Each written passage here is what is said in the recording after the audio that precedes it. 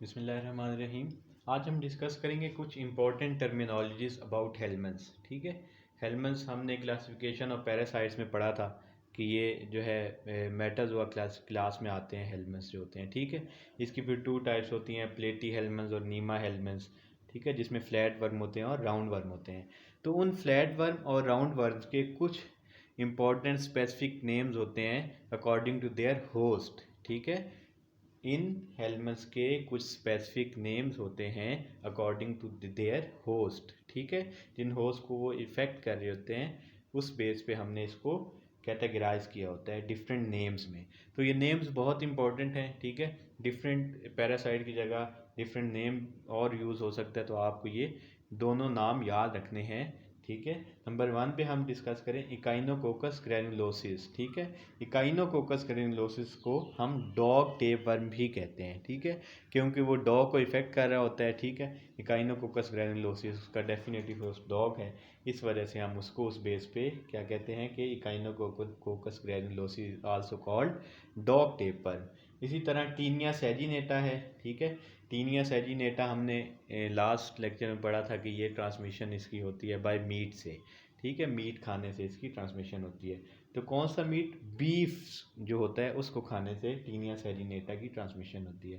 तो इस वजह से टीनिया सैजिनेटा को हम बीफ टेप वर्म भी कहते हैं। ठीक है, इसी तरह फिर टीनिया सोलियम है। अब ये भी जो है मीट की कैटेगरी में आता है, लेकिन ये टीनिया सोलियम जो है ये पोर्क टेप वर्म है। ठीक है, जो लोग पोर्क खाते हैं, ठीक है, उनमें ये ट्रांसमिशन टीनिया सोलियम की हो जाती है। इस वजह से हम कहते हैं कि Taenia solium also called pork tapeworm. ठीक है, या इस तरह लिखा हो कि पोर्क टेप वर्म।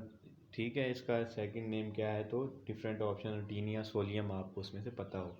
फिर डिफाइलोबोद्रियम लेटम को हम फिश टेप वर्म भी कहते हैं। ठीक है, आ जाए कि life cycle of fish tape worm, ठीक है, या transmission of fish tape worm, तो उसमें आपने कंफ्यूज नहीं होना। आपको ये पता होना चाहिए कि फिश टेप वर्म जो है इसका सेकंड नेम डिफाइलोबोद्रियम लेटम है। ठीक है, डिफाइलोबोद्रियम लेटम को फिश टेप वर्म भी कहते हैं।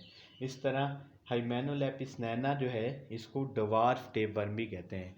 डवार्फ टेप वर्म क्यों कहते हैं? एक तो इसका साइज़ बहुत छोटा होता है। ठीक है, दूसरा ये इसकी जो मोस्टली इसकी ट्रांसमिशन जो है बच्चों में हो रही होती है। ठीक है, जो बच्चे बाहर खेलते हैं, ठीक है, मिट्टी में, ठीक है, उनमें इसकी हिमेनोलेपिस नैना की ट्रांसमिशन हो रही होती है। इस वजह से इसको हम डवार्फ टेप वर्म भी कहते हैं।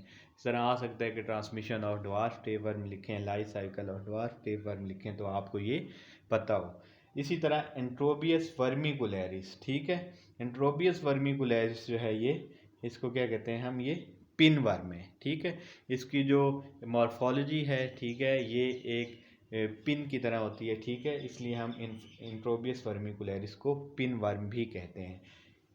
इसी तरह ये डिफरेंट नेम्स जो है आपने बहुत इंपॉर्टेंट हैं। ठीक है, इनको आपने अच्छी तरह याद रखना है कि किस पैरासाइट का second name according to their host वो क्या है। ठीक है, और ये किस में सारे आ जाते हैं? ये हेलमेंट्स की कैटेगरी में आते हैं, हेलमेंथोलॉजी में आते हैं।